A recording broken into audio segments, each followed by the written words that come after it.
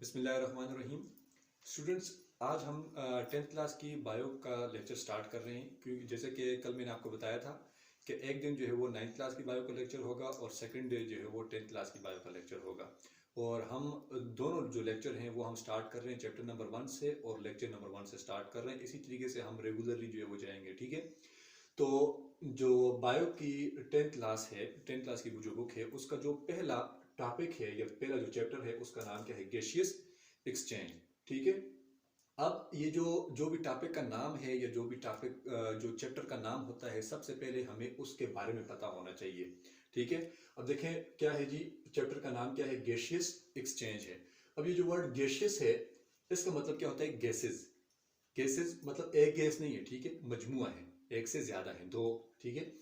अब एक्सचेंज है, एक्सचेंज जो वर्ड है इसका मतलब क्या होता है उर्दू में? इसका मतलब होता है तबादला, ठीक है। अब ये तबादला या एक्सचेंज, इसको जरा सा हम इसको अगर और आसान करें तो हम इसको ऐसे आसान करेंगे कि तबादले का मतलब क्या है। ये जरा सा मैं आप लोगों को एक सेंटेंस बता दूं, जैसे कि हम सुनते हैं ना कि दो मुल्क के वजीर आजम या दो मुल्क के सरबराहान जो हैं वो आपस में तबादला ख्याल कर रहे हैं। अब इसका मतलब क्या होता है? इसका मतलब ये होता है कि कुछ पॉइंट ऑफ व्यू जो है वो एक पर्सन से दूसरे पर्सन की तरफ जा रहे हैं और कुछ पॉइंट ऑफ व्यू जो है वो दूसरे पर्सन से पहले पर्सन की तरफ आ रहे हैं। मींस दोनों पार्टीज, दोनों साइड्स, दोनों पर्सन जो है वो एक प्रोसेस में इन्वॉल्व होते हैं, उसके लिए वर्ड यूज होता है एक्सचेंज का, ठीक है। अब जरा सा हमने एक्सचेंज वाला वर्ड समझ लिया, तो अब हम अपने मेन वर्ड की तरफ आते हैं, जो कि कौन सा है? गैसियस एक्सचेंज है। मतलब कि गैसेस का तबादला। तब मैंने लिखा हुआ है कि गैस जो है वो इन भी हो सकती है, यानी एक पार्टी के एक साइड की तरफ जो है वो आ सकती है और एक साइड से जो है वो गैस आउट हो रही है, बाहर जो है वो जा रही है, ठीक है। अच्छा, अब ये गैसियस एक्सचेंज को हम क्या कहेंगे? गैसियस एक्सचेंज को हम ये एक ऐसा प्रोसेस जिसमें गैस जो है वो इन हो रही हो और गैस जो है वो आउट हो रही हो। अब इसके लिए जो हम ये भी छोटा सी जो है वो ये डायग्राम अगर हम बना लें कि एक साइड से जो है वो कुछ एक गैस जो है वो जा रही है ए से बी की तरफ और बी से भी कुछ गैस जो है वो जा रही है ए की तरफ, ठीक है। This is called as gaseous exchange. अब ये हम दो केस में लेते हैं। हम लेट्स सपोज अगर हम लेते हैं इन केस ऑफ प्लांट्स में लेते हैं, फिर जो है वो हम किस में डिस्कस करते हैं? इन केस ऑफ एनिमल्स में डिस्कस करते हैं। अब जब हम इन केस ऑफ प्लांट्स में अगर हम डिस्कस करें ना, तो प्लांट्स में अगर हम डिस्कस करें तो इसमें दो गैसेस जो है वो इन्वॉल्व होती हैं। एक वो इन्वॉल्व होती है कार्बन डाइऑक्साइड और दूसरी जो है वो इन्वॉल्व होती है ऑक्सीजन गैस, ठीक है। प्लांट्स के केस में कार्बन डाइऑक्साइड गैस जो है वो इनगल्फ होती है, प्लांट बॉडी के अंदर जाती है, और ऑक्सीजन गैस जो है वो बाहर आती है, ठीक है। ये थोड़ा सा मैं आपको इनके प्रोसेस का बता दूं। प्लांट के अंदर एक प्रोसेस होता है जिसको हम कहते हैं फोटोसिंथेसिस। ये आप लोगों ने 9th क्लास के 6th चैप्टर में पढ़ा हुआ है, ठीक है। फोटोसिंथेसिस का फोटोसिंथेसिस कैसा प्रोसेस होता है? एक ऐसा अमल जिसमें फूड बनाती हैं, प्लांट जो है वो अपनी फूड बनाते हैं। किसकी मदद से? जब कार्बन डाइऑक्साइड वाटर के साथ रिएक्ट करते हैं, सनलाइट की मौजूदगी में और क्लोरोफिल की मौजूदगी में ग्लूकोज बनाते हैं। इस प्रोसेस को क्या कहते हैं? फोटोसिंथेसिस कहते हैं। तो फोटोसिंथेसिस के अमल में ये वाली एग्जांपल आती है कि कार्बन डाइऑक्साइड जो है वो प्लांट बॉडी के अंदर जाती है और ऑक्सीजन गैस जो है वो क्या हो रही होती है? रिलीज हो रही होती है। और इन केस ऑफ एनिमल्स में क्या होता है? इन केस ऑफ एनिमल्स में ये जो कार्बन डाइऑक्साइड गैस है ये वेस्ट मटेरियल होती है, ठीक है। एनिमल्स के लिए ये कार्बन डाइऑक्साइड जो है वो बाहर जा रही होती है और ऑक्सीजन गैस जो है वो क्या हो रही होती है? इनहेल हो रही होती है, अंदर आ रही होती है। देखें तब जो है वो एक मफरूजा सा बनाया जाता है ना, कहा जाता है कि पौधों को ज्यादा से ज्यादा उगाना चाहिए। क्यों? क्योंकि पौधे जो है वो एक्चुअली जो वेस्ट गैस है ना कार्बन डाइऑक्साइड, इंसानों के लिए, एनिमल्स के लिए, वो उसको इनगल्फ कर रहे होते हैं, खा रहे होते हैं, खत्म कर रहे होते हैं, ठीक है। और ऑक्सीजन जो है जो हमारे लिए फायदेमंद है उसको वो रिलीज कर रहे होते हैं।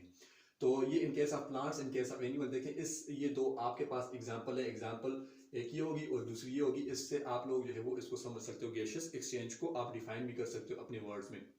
फिर जो जैसे कि ये जो पहला जो टॉपिक है इसमें गैसियस एक्सचेंज का जो है वो जिक्र है, रिस्पायरेशन का जिक्र है और ब्रीथिंग का जिक्र है, ठीक है। ये पहला जो है वो टॉपिक। अब इसके बाद हम आते हैं रिस्पायरेशन की तरफ। रिस्पायरेशन अब कैसा अमल है? पहले हम इसको ज़रा उर्दू में समझते हैं कि रिस्पायरेशन के क्या है जी। रिस्पायरेशन की तारीफ ये है कि रिस्पायरेशन एक ऐसा अमल है जिसमें फूड मॉलिक्यूल ऑक्सीजन के साथ रिएक्ट होकर टूटता है। किस में टूटता है? कार्बन डाइऑक्साइड में, वाटर में और एटीपीज में। ठीक है, यानी एटीपी जो है वो क्या होती है? रिलीज होती है। अब ये एटीपी जो रिलीज होती है, एटीपी, ये एब्रीविएशन, ये मुखफ़फ़ है किस चीज का? एडिनोसिन ट्राइफॉस्फेट का। और साथ में ये क्या होती है? ये एनर्जी करेंसी भी होती है किसकी? सेल की। यानी तवानाई जो देती है वो एक्चुअली क्या देती है? एटीपी देती है। इधर हमने फिर रिएक्शन भी लिखा हुआ है। अच्छा, ये पहला पॉइंट जो है इसको जरा आप देख लें कि it is an energy releasing process, क्योंकि इसमें जो है वो क्या होती है? एनर्जी जो है वो रिलीज होती है। ठीक है, रिस्पायरेशन को अगर हम इंग्लिश में डिफाइन करें तो हम ऐसे डिफाइन करेंगे, it is the process in which food molecule is broken down into carbon dioxide and water and with the release of ATPs. ठीक है, एडिनोसिन ट्राइफॉस्फेट। ये रिएक्शन ये वाला होता है कि C6H12O6, ये जो ग्लूकोज है ये रिएक्ट होता है किसके साथ? ऑक्सीजन के साथ रिएक्ट होता है। और क्या रिलीज करता है? कार्बन डाइऑक्साइड, वाटर और साथ में एनर्जी करेंसी सेल बनाते हैं एटीपी, एडिनोसिन ट्राइफॉस्फेट। अब नेक्स्ट पॉइंट जो है वो आ रहा है कि एरोबिक रिस्पायरेशन। ठीक है, अब ये जो पॉइंट है इसको जरा हम बाद में देखते हैं। पहले ये एरोबिक रिस्पायरेशन डायरेक्ट कहां से आ गया? ये आप लोगों ने 9th क्लास में रिस्पायरेशन पढ़ी थी कि रिस्पायरेशन जो है इसकी दो टाइप्स होती हैं, क्योंकि रिस्पायरेशन को हमने इधर डिफाइन कर दिया। ठीक है, रिस्पायरेशन की दो टाइप्स होती हैं, एक होती है एरोबिक रिस्पायरेशन और एक होती है एनएरोबिक रिस्पायरेशन। ठीक है, अभी जो वर्ड एरोबिक रिस्पायरेशन है इसमें अगर आप पहले 4 हर्फ देखें ना, एरो, इसका मतलब होता है ऑक्सीजन। ठीक है, हवा। अब ये एरो का मतलब हवा जो है, आप इस पे देख सकते हो, हम कहते हैं ना कि एरोप्लेन, एरो मीन हवा, प्लेन मीन जहाज, हवाई जहाज। ठीक है, ये एरो का मतलब हम ऑक्सीजन लेते हैं क्योंकि हवा के अंदर क्या होती है? ऑक्सीजन होती है। ठीक है, मतलब एक ऐसी रिस्पायरेशन जिसमें ऑक्सीजन की मौजूदगी या ऑक्सीजन का होना लाजमी करार पाया जाता है, उसको हम कहते हैं एरोबिक रिस्पायरेशन। ये एक टाइप थी रिस्पायरेशन की। दूसरी टाइप होती है वो होती है एनएरोबिक रिस्पायरेशन। एन मीन नहीं होना, नफी। ठीक है, तो एरोबिक रिस्पायरेशन, अब ये एरो मीन ऑक्सीजन, और इसके लिए जो ऑक्सीजन एरोबिक रिस्पायरेशन में ये क्या हो जाता है कि कंप्लीटली जो है वो क्या हो जाती है? ऑक्सीडेशन हो जाती है। कंप्लीटली, मुकम्मल तौर पर क्या हो जाती है? ऑक्सीडेशन हो जाती है। अब ये जरा केमिस्ट्री का जो है वो एक पॉइंट आ गया है कि ऑक्सीडेशन वाला टॉपिक आ गया है। देखिए, ऑक्सीडेशन की जब हम सिंपल डेफिनेशन करते हैं तो हम ये कहते हैं कि addition of oxygen is called as oxidation. इसका जो मुतरादिफ जो टर्म होती है, इसकी जो ऑपोजिट टर्म होती है वो होती है reduction. Addition of hydrogen is called as reduction. अब कंप्लीट ऑक्सीडेशन होती है। इधर हम ऑक्सीडेशन का मतलब ये लेंगे, यूज होना, इस्तेमाल होना, मुकम्मल तौर पर इस्तेमाल होना। किस चीज का मुकम्मल तौर पर इस्तेमाल होता है? इस फूड के मॉलिक्यूल का इस्तेमाल होना। किसकी मौजूदगी में? ऑक्सीजन की मौजूदगी में। ऑक्सीजन जो है वो इसको कंप्लीटली जो है वो क्या कर लेता है? इस्तेमाल कर लेता है, इसको कंप्लीटली यूज कर लेता है। और जो एनर्जी है वो मुहैया कर दी जाती है, किसको? सेल को मुहैया कर दी जाती है, जिसको हम क्या कहते हैं? एरोबिक रिस्पायरेशन के अंदर। ठीक है, अच्छा, अब इसमें है कि ऑक्सीजन जो है हम लेते कहाँ से हैं? ये तीसरा पॉइंट है कि we may take oxygen from environment. Environment, माहौल, हमारे जो इर्द गिर्द होता है उसको हम क्या कहते हैं? माहौल कहते हैं, सराउंडिंग में। ठीक है, तो ये ऑक्सीजन जो है वो हम माहौल से ले सकते हैं। अच्छा, माहौल में कहाँ कहाँ से? हम हवा से ले सकते हैं और पानी से ले सकते हैं। ठीक है, अब हवा, ज्यादातर स्टूडेंट्स का देखें नजरिया ये होता है कि हवा को वो ऑक्सीजन कहते हैं। नहीं, ऐसा नहीं है। क्यों? क्योंकि हवा जो है, हवा एक्चुअली, हवा के अंदर मुख्तलिफ किस्म की जो है वो गैसेस जो है वो मौजूद होती हैं।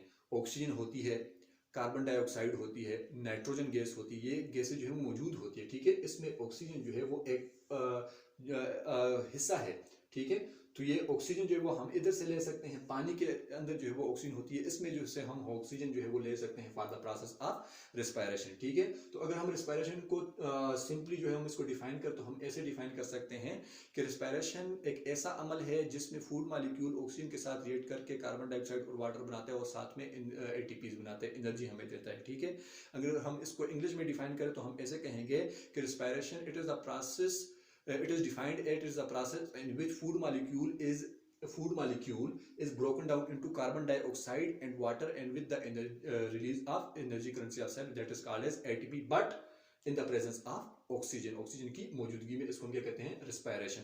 अब आज के लेक्चर का जो लास्ट टॉपिक है, छोटा सा टॉपिक है, इसको हम कहते हैं ब्रीथिंग। ठीक है, गैसेस एक्सचेंज भी हो गया, रिस्पायरेशन भी हो गया, और अब है ब्रीथिंग। ब्रीथिंग के लिए जो पहला पॉइंट है वो हमने क्या लिखा है कि it is a physical process, ठीक है, it is a physical process. अच्छा अब देखिए फिजिकल प्रोसेस इसको हम क्यों कहते हैं। अब ये जो वर्ड फिजिकल है इसको जरा हम समझते हैं। देखिए फिजिकल वाला वर्ड आप जो है इसमें आप देखें कि यूज हो सकता है कि दो लड़के, ये दो बंदे जो हैं वो आपस में फिजिकल हुए हैं, मारा है, लड़ाई हुई है। फिजिकल का मतलब क्या होता है कि बॉडी के जो आर्गन हैं वो यूज होते हैं, ठीक है, बॉडी के आर्गन यूज होते हैं। तो देखिए ये ब्रीथिंग वाले प्रोसेस में एक्चुअली हमारे बॉडी के आर्गन जो है वो यूज हो रहे हैं, ठीक है। कैसे यूज हो रहे हैं देखें, ब्रीथिंग वाले प्रोसेस को हम कहते हैं सांस लेना। ये हमारे नाक का जो है वो आर्गन जो है वो यूज होता है, जैसे कि कहाँ कैसे यूज होता है, जब हवा को हम अंदर लेते हैं, ठीक है, और कार्बन डाइऑक्साइड को जो है वो रिलीज करते हैं, ठीक है। तो देखें हमारी बॉडी के आर्गन जो है वो क्या हो रहे हैं, इसमें यूज हो रहे हैं, that is called as physical process. जैसे कि इधर हमने कहा भी है सेकंड पॉइंट में कि air moves in and out. अब ये एयर जो है वो इन भी हो रही है और आउट भी हो रही है। अभी जरा मैंने आपको यहाँ भी बताया है कि एयर का मतलब सिर्फ और सिर्फ ऑक्सीजन नहीं है। देखिए इसमें जो है वो हवा मतलब इन भी हो रही है, मीन्स कि ऑक्सीजन इन हो रही है और कार्बन डाइऑक्साइड जो है वो क्या हो रही है, आउट हो रही है, ठीक है। और ये जो एयर जो है वो इन हो रही है उस प्रोसेस को हम कहते हैं इनहेलेशन, और एयर जो है वो आउट हो रही है उसको हम कहते हैं एक्सहेलेशन। अब ये आपको याद कैसे रहेगा, इनका उर्दू में मतलब होता है अंदर, और वर्ड जो एग्स है इसका मतलब होता है बाहर। इंग्लिश में, इंग्लिश जो वर्ड एग्स है इसका मतलब होता है बाहर, मीन्स के टेकिंग इन ऑफ एयर, हवा को अंदर लेना। This process is known as inhalation and letting out of air, हवा को जो है वो बाहर जो है वो रिलीज करना, उसको हम क्या कहते हैं, एक्सहेलेशन, ठीक है। ये जो है वो ब्रीथिंग में आता है। अब उसके बाद जो नेक्स्ट पॉइंट है वो ये है कि oxygen in and release carbon dioxide. मतलब यही हो गया ना कि ऑक्सीजन जो है वो इन हो रही है और कार्बन डाइऑक्साइड जो है वो रिलीज हो रही है। अगर आप वो जो गैसेस एक्सचेंज वाला हम पॉइंट कर रहे थे ना, तो गैसेस एक्सचेंज में हमने कहा था ना कि एनिमल के केस में क्या हो रहा है, एनिमल के केस में ये हो रहा है कि कार्बन डाइऑक्साइड जो है वो बाहर जा रही है, आउट हो रही है, और ऑक्सीजन जो है वो क्या हो रही है, इन हो रही है, इन केस ऑफ एनिमल्स में। फिर उसके बाद है कि इन हायर एनिमल्स, अगर हम बड़े एनिमल्स की तरफ अगर हम जाएं तो उसमें लंग्स जो ऑर्गन्स हैं, फेफड़े, वो यूज होते हैं for the process of breathing, ठीक है। तो ये ब्रीथिंग के प्रोसेस के लिए यूज हो रहे होते हैं। अब उसके बाद जो लास्ट पॉइंट है, सेकंड लास्ट पॉइंट है, वो ये है कि फ्रेश एयर, जो हवा, ताज़ा जो हवा होती है, मेड अवेलेबल, वो दस्तयाब होती है। किसके लिए दस्तयाब होती है, to respiratory surface of lungs, जो फेफड़े हैं उनकी सतह के लिए जो है वो ये दस्तयाब होती है, फ्रेश एयर जो है वो दस्तयाब होती है। इससे जो है वो ब्रीथिंग वाला प्रोसेस होता है। अब इस पॉइंट को क्लियर करने के लिए मैंने यहाँ पर जो है ये छोटा सा पॉइंट लिखा है, लंग्स एंड एनवायरनमेंट। इसका मैंने कनेक्शन जो है वो दिखाया हुआ है। अब इसका कनेक्शन यहाँ पर कैसे है, और ये सारा का सारा जो ब्रीथिंग वाला प्रोसेस है वो इसमें कंक्लूड हो जाएगा। देखिए कैसे कि लंग्स जो हैं वो एक्चुअली ह्यूमन बीइंग्स के अंदर आते हैं, लेट्स सपोज, ठीक है, और एनवायरनमेंट जो है वो इसके आउट है, ठीक है, ये ह्यूमन बॉडी से बाहर, और ये लंग जो है वो ह्यूमन बॉडी या एनिमल के अंदर है, ठीक है। अब ये जो लंग्स के अंदर ऑक्सीजन की कंसंट्रेशन जो है, ऑक्सीजन की कंसंट्रेशन जो है वो क्या होगी, कम होगी। ये मैंने क्रॉस डाल दिया, मतलब कम होगी, ठीक है। और कार्बन डाइऑक्साइड की जो कंसंट्रेशन होगी वो ज्यादा होगी, मैंने टिक डाल दी है, ठीक है, ये ज्यादा होगी कार्बन डाइऑक्साइड की कंसंट्रेशन। किसके अंदर, लंग्स के अंदर, मतलब जो ह्यूमन बॉडी के अंदर जो ब्लड होता है उसमें कार्बन डाइऑक्साइड की कंसंट्रेशन ज्यादा और ऑक्सीजन की कंसंट्रेशन कम।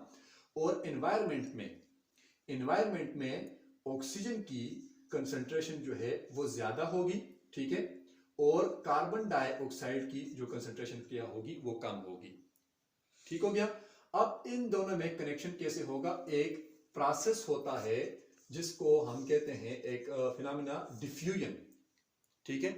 डिफ्यूजन को हम कैसे डिफाइन करते हैं, diffusion is the process in which movement of molecule जो है वो मूव करते हैं, ठीक है, मॉलिक्यूल्स मूव करते हैं, कहां से कहां, from the higher region of concentration towards the lower region of concentration. इधर मैं शार्ट में लिख लेता हूं, higher region of concentration towards the lower region of concentration की तरफ मूव करते हैं। इस प्रोसेस को हम क्या कहते हैं, डिफ्यूजन कहते हैं। मतलब मॉलिक्यूल्स का मूव होना, वहां से जहां पर उनकी कंसंट्रेशन ज्यादा हो वहां से वो मूव करके जाते हैं उस साइड की तरफ जहां पर उनकी कंसंट्रेशन कम होती है। लेट्स सपोज मैं आपको एग्जांपल देता हूँ, जैसे कि हम कमरों में या जो जहां पर हम रहते हैं वहां पर हम रूम स्प्रे यूज करते हैं। रूम स्प्रे देखें, एक बॉटल होती है, जब उस बॉटल को आपने जो है वो प्रेस नहीं किया होता, रूम में जो है वो कहीं भी वो जो फ्रेग्रेंस, जो खुशबू के जो मालिक्यूल वो नहीं होते, वो बॉटल के अंदर ज्यादा होते हैं, रूम में जो है वो कम होते हैं। ठीक है, जब हम उसको प्रेस करते हैं तो वो मालिक्यूल मूव करते हैं ना बॉटल से रूम के अंदर, बॉटल से रूम के अंदर जो है वो मूव करते हैं, रूम में जो है वो जो फैलते हैं। तो देखें वो मालिक्यूल बॉटल के अंदर ज्यादा है, हायर कंसंट्रेशन में है, वहां से वो मूव करते हैं किसमें, रूम के अंदर जहां पर उनकी कंसंट्रेशन कम है, from higher region of concentration towards the lower region of concentration, that is actually diffusion. ठीक है, तो ये डिफ्यूजन मैंने आप लोगों को क्यों पढ़ाया है, ये मैंने आप लोगों को इस वजह से समझाया है क्योंकि इसका डायरेक्ट कनेक्शन जो है वो आपकी ब्रीथिंग वाले प्रोसेस यानी जो लंग्स हैं और एनवायरनमेंट है इसके साथ है, क्योंकि एनवायरनमेंट में ऑक्सीजन की कंसंट्रेशन ज्यादा है और कार्बन डाइऑक्साइड की कंसंट्रेशन कम है। ठीक है, अब वो डिफ्यूजन वाला प्रोसेस आप लोगों ने ध्यान में रखना है कि हायर कंसंट्रेशन से लो रीजन ऑफ कंसंट्रेशन की तरफ मूव करेंगे। लंग्स में ऑक्सीजन की कंसंट्रेशन कम है या माहौल में ज्यादा है, तो यहां से ऑक्सीजन मूव करके जाते हैं लंग्स के अंदर। ठीक है, और लंग्स में यानी जहां ह्यूमन बॉडी के अंदर या एनिमल्स के अंदर ब्लड में कार्बन डाइऑक्साइड की कंसंट्रेशन जो है वो ज्यादा होती है और वो कार्बन डाइऑक्साइड जो है वो मूव करते हैं आउट। ठीक है, लंग्स से या ह्यूमन बॉडी या एनिमल से वो मूव करते हैं बाहर, किसकी तरफ, एनवायरनमेंट की तरफ, क्योंकि वहां पर कार्बन डाइऑक्साइड की कंसंट्रेशन जो वो क्या होती है, कम होती है। तो देखें वो वाला फिनोमेना हो गया ना, कौन सा, डिफ्यूजन का।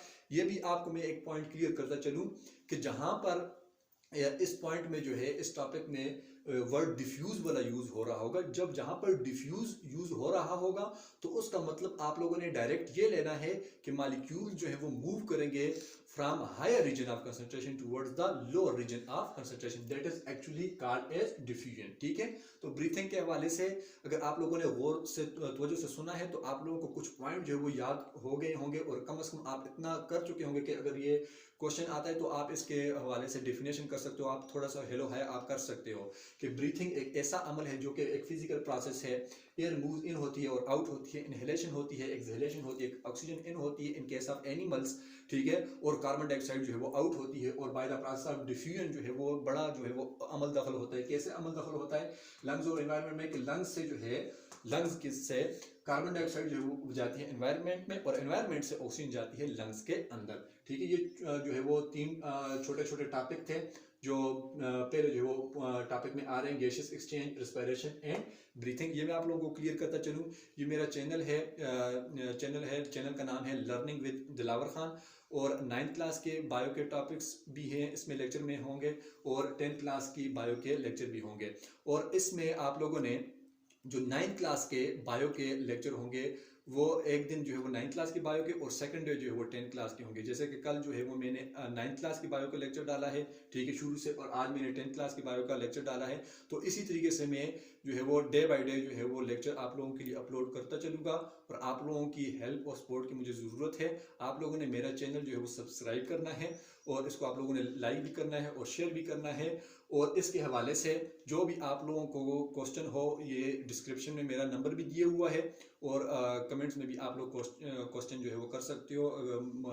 जो भी आप लोगों को इसके हवाले से क्वेश्चन वगैरह हो, पॉइंट जो है वो क्लियर ना हो तो आप लोग पूछ सकते हो, मैं आप लोगों की हेल्प करूंगा। So thank you.